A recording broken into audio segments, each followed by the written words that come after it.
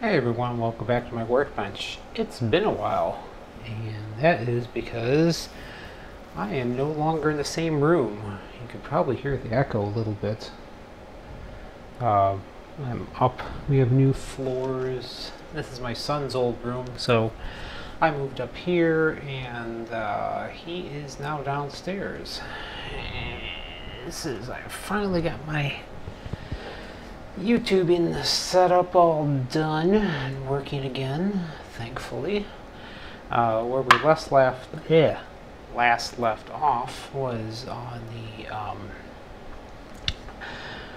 Sharp Zaurus backup battery replacement. This is still the same unit I started on. As my workshop has been took several days to get everything up. Well, everything got up here fast, but unpacking everything, getting like stuff working again was a different thing. The setup's really nice though. I have my bookshelf behind me. I have my transformers up there. But yeah, it's turned out really nice actually. So let's see, what needs to come out is, I'll show you right here.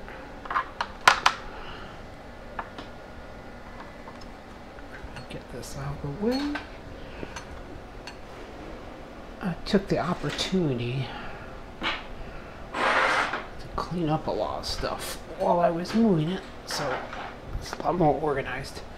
So here's the Zaurus itself, and there's a annoying little static strap, and still little bits and pieces everywhere. So we have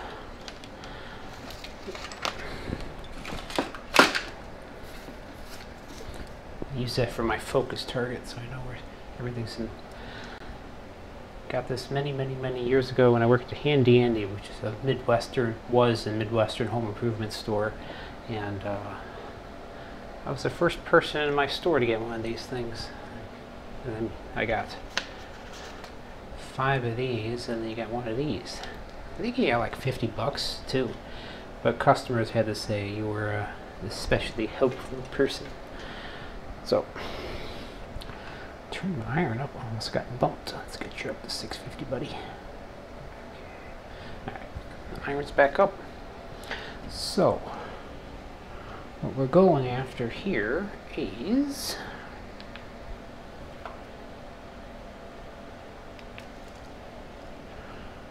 take a nice shot.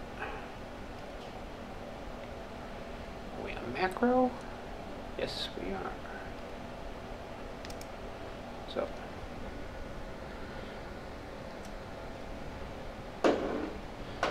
So to give you an idea of what we're looking at here, this guy here is the coin cell.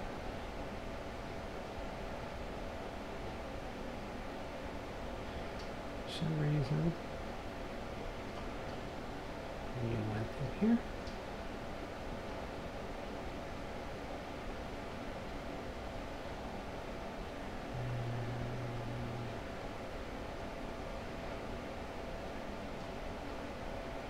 I don't know why that canvas is rotated. That doesn't make any sense. Rotate. Transform. I want to rotate 180 degrees. Okay, that's better. This is the actual. Why is this mirrored? Oh, that is so very weird. How is it? Ah, that was bizarre. Okay, so this is the button cell right here. It's rechargeable. So I'm gonna pull this out of the way. It's at this point just kind of simple mechanical action here. I'm not terribly worried about shorting out this button quite dead at this point. You can see how easy it just lifts right off. And I will grab... Of course, it was still hot enough to stick back on. Okay. Well, they put a lot of solder on that pad. Wow. Okay. That's one side. And then there's the other. Let me get you guys closer here so you can see what the heck I'm doing. Like I said, I'm rejiggering the whole setup here.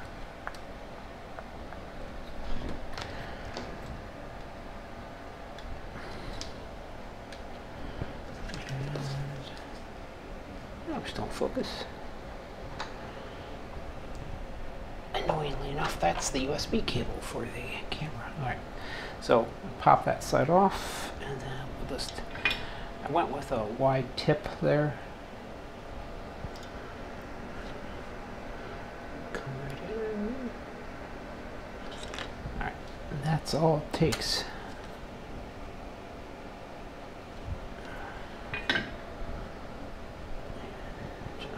Quick shot.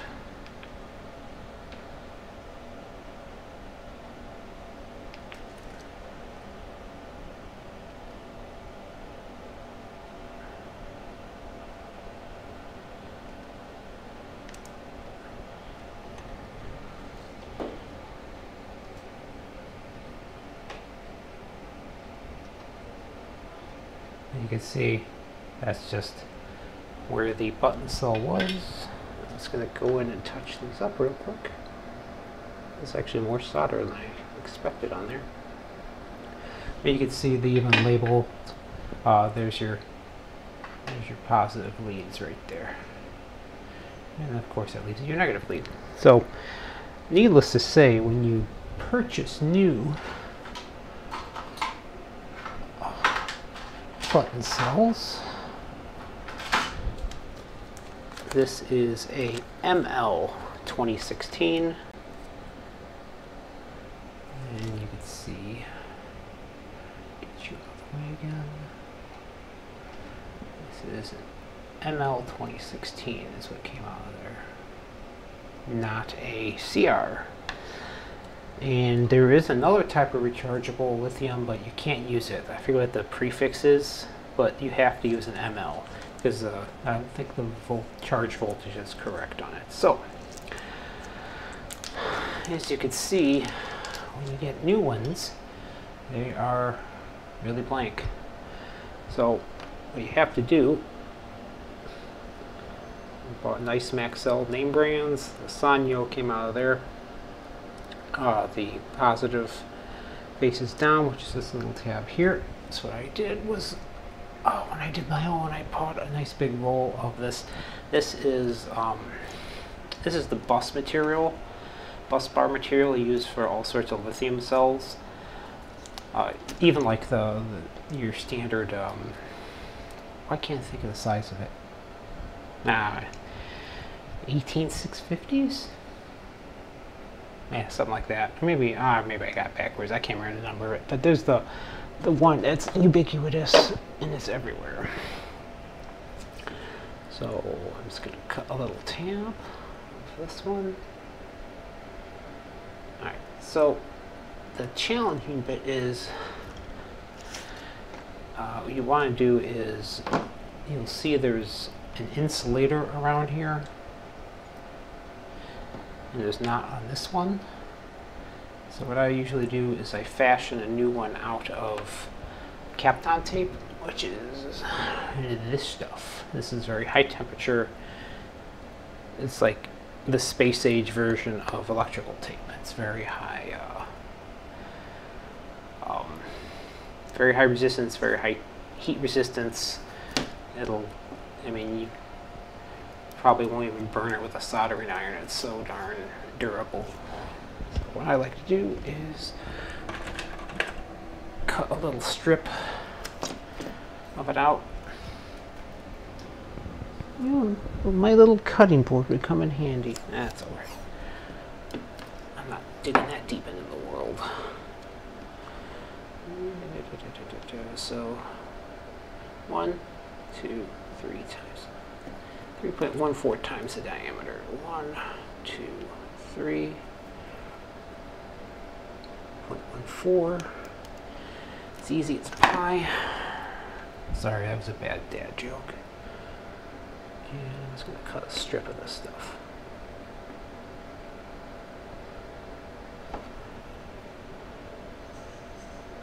So after this one's done, I have 2 more to do. I probably won't go into the agonizing detail. Oh, shucks, it tore off. That's right.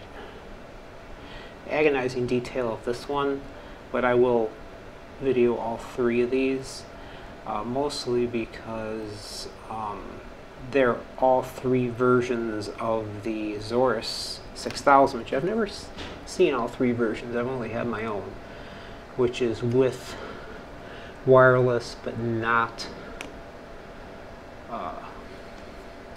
Bluetooth. This one's the very opposite. This one is neither Bluetooth nor networking, which is an interesting combination. It's kind of cool such an old device has wireless and Bluetooth and all that. Also length because it tore. It doesn't need to be perfect, but it does need to protect. Let's see what happens if, see how this is the positive side here. This tab from the negative comes over. You don't want the tab to short out against the negative side, and otherwise you short your little button cell out. So I got extra protection right there, so I'll come off in this direction. So the second piece I want to cut is about the same length, except it has a nice little bend on it. Let's see if I can make a nice little bend. Oh,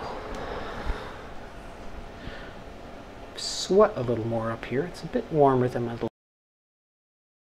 Oh well. Okay, so I'm gonna come. And I want to bend it this way.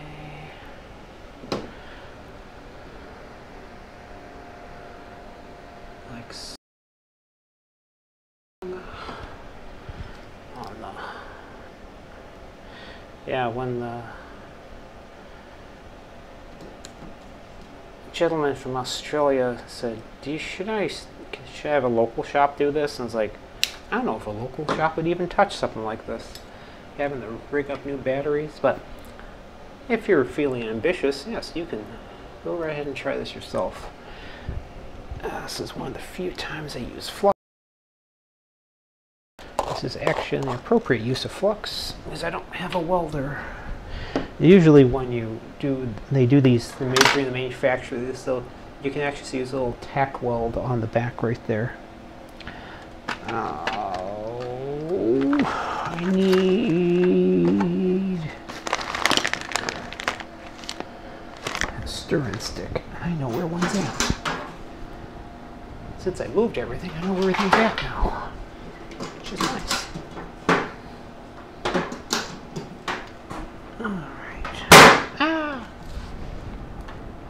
My Craftsman toolbox, which I actually purchased from Sears many years ago. This is a rather fancy bamboo skewer, so I'm just gonna put a little flux on there, and I'm gonna get a little solder on there. This is I'm using a 6040 tin lead because it sticks well. I don't want to stay on here terribly long. There we go. And then put that on top. I get just a little solder on the iron itself.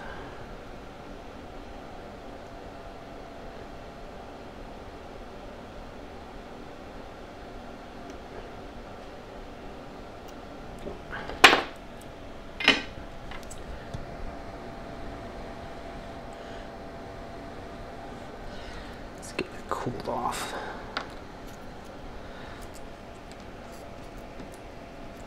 Don't want to damage the lithium cell. Turn my heat down just a little bit. Let's get her down to 550-ish. See, there's a nice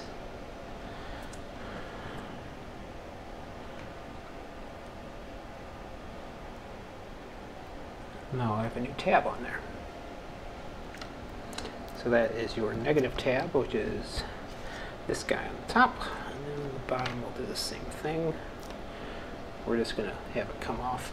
This doesn't matter if it touches because it's all electrically, it's all the same surface. So again, a little bit of flux. Probably too much flux. And a little solder.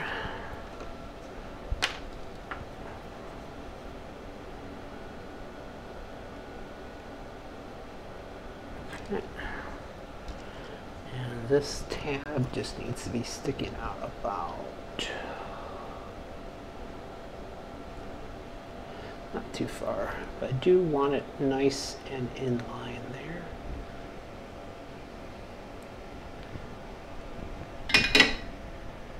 Get the world even closer, I think.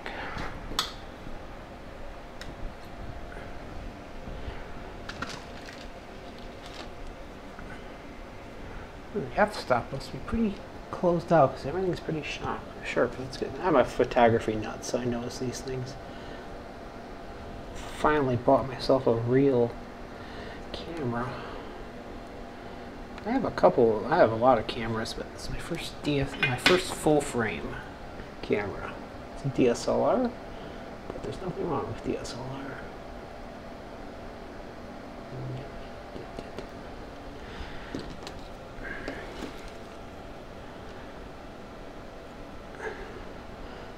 Don't worry about the smoke, that's just flux. It's supposed to burn. Molecularly changes the surface of the material you're working on. Come on, you want to stay flat. There you go.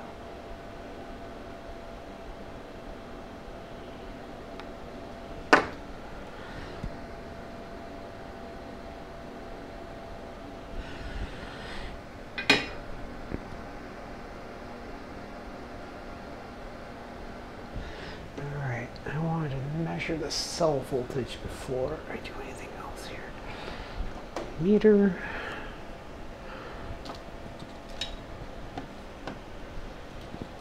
Grab my test lead.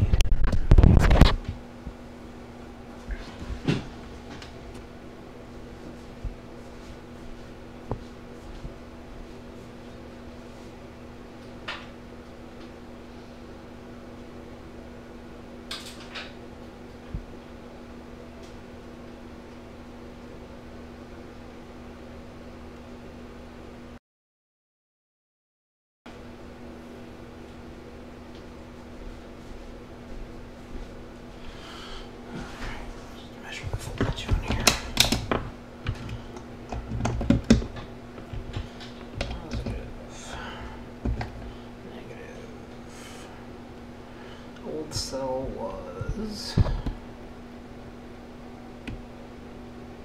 2.79 and this one is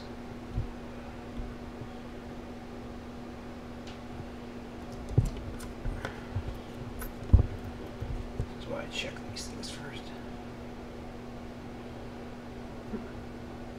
There it is, 3.033. That's better. And that's out in the tabs, 3.032, so that's a good cell. This was a more or less full charge. Make sure it's not too long. Positive lead is on the bottom. Positive leads on the bottom, just like that. Cut you down a little more. I like these flush cutters. These are my favorite. Let's see, let's make sure everything fits okay.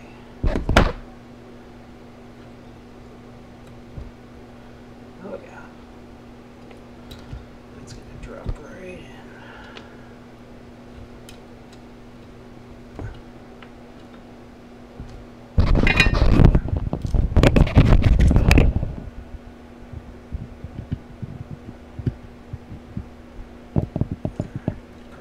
Tiny bit of solder in the back of these tabs, because you need a little solder to get the heat to flow.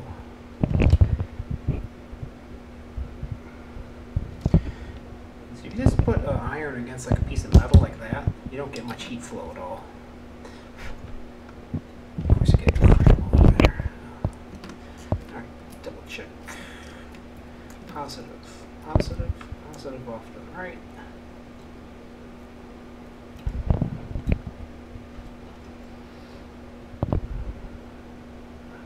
Good heat flow. There we go. Tack it right down. Just gonna turn it around. Again, see a little tiny little ball of solder right there, so I'm just gonna hit that. Good heat flow. There we go. Nice. Don't mind that. That's just it keeps falling off the wall. I need to find a permanent solution to that. Nice. Nice and centered where it should be. Everything's pretty darn flush, like it should be. There we go. Nice. Nice and flush. It's got capped on tape. You can see how close it was with the iron, and that tape did not burn. So now, let's take one more picture so I can show you guys and women. Don't want to be presumptuous.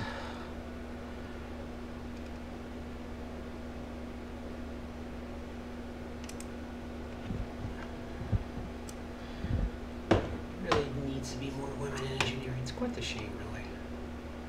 So there's the new tab I made. This on the back here is just to conduct heat. There was actually a lot of solder that was under there already, so it's going to check the voltage on the board at the tabs themselves.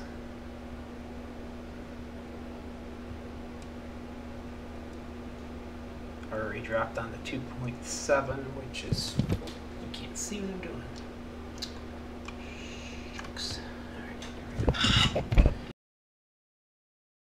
The board, as soon as this, since this is actually draining,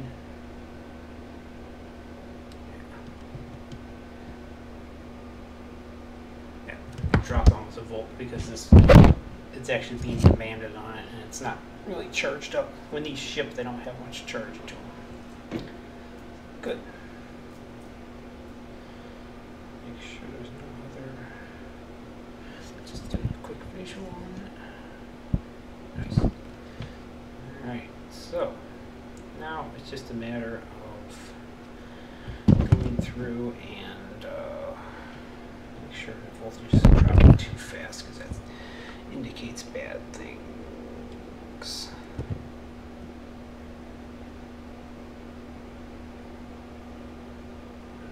Dropped a little quicker than I expected, but I don't think I'm shorted anywhere.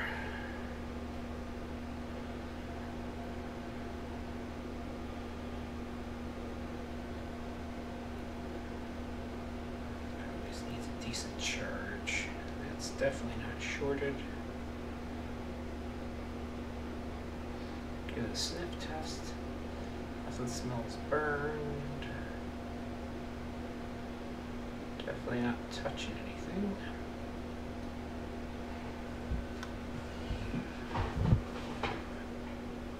That's because I'm paranoid.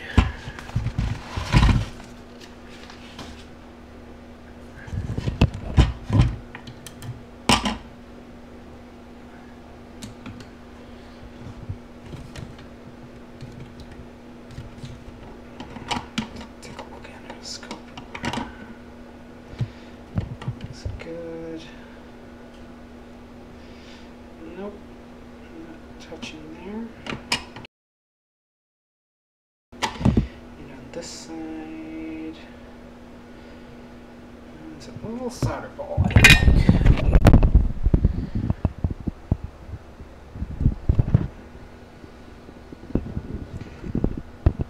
Yeah, let's get that off there. Let's see if will this come off or if I have to hang the iron.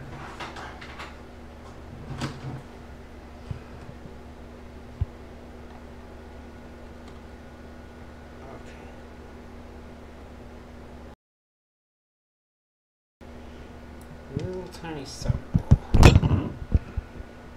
Take a look at that again. There we go. But I like doing a good visual inspection on that.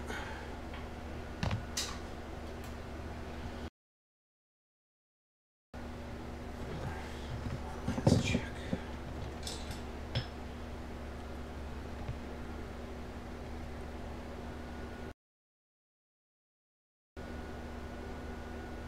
Coming back up a little bit. Maybe it was shorted slightly. Alright, that's fine.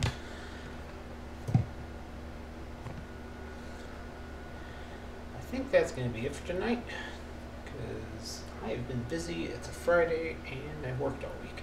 So this is going to go back in the bin of fun here, and then next video will be putting everything back together again. And I know that's one area I really was slacking last time. So I'll do pretty detailed on that one. So everyone, hopefully you heard the end of the video because I forgot my laptop. Anyway, so yeah, that should do us for the day, and I will have a more detailed. This third video will be the last video for this Zaurus, this particular Zaurus. And then I'll see if I can power through like an entire Zaurus in one sitting for the one after that. So once those are done, it's back to the learning computer. Yay! Oh, actually, I have one other thing, a personal one of mine that's going to be quick. I have a Atari Lynx, Lynx 2, which is a damaged internal flat ribbon cable, not ribbon cable, but it's almost like a keyboard cable for the keypad and joystick. So that's going to get, so I gotta swap that out. I'm still waiting for that part in the mail. So once I get it, I'll just swap it out. I'll do a video of it. So I have two Lynx 2s, and I want to get that one working again. It's been damaged a while, and that actually has the better of the two screens I have, so I want to get that back up and running. Everyone, as always, thank you for watching. Welcome to my new workshop. Hopefully I'll get my door put back on here so you don't see the crap in my closet. And thank you for watching, and if you liked the video, I'll do the classic YouTube subscribe. Click for more. I think I've got like 270 odd videos, so you can listen to my nasally Midwestern tone for hours and hours on end. Bye bye.